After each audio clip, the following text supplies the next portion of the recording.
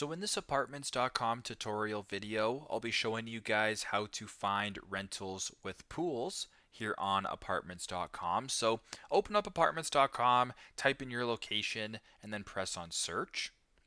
Once the location is selected to find listings that offer pools, go to where it says all filters sort of here in the top right, press on that. Then just scroll down to where it says popular amenities. Now, where it says pool right here, make sure that is selected and then go to the bottom right to where it says see results. So now what you're seeing right here is a bunch of different listings for rents that offer a swimming pool. So most of which in this case would be condos or apartments. But if you're looking for like a house, for example, you can go ahead and say home type right here. You can go ahead and press on house and then press on done.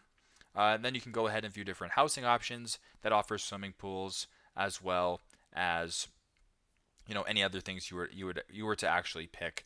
In this case, there's no exact listing, so if you were to go back here, it'll then refine your search once again to offers with pools. So very simple, very straightforward. This is how to find rentals with swimming pools on apartments.com. Thanks again for watching, and I hope this video helps.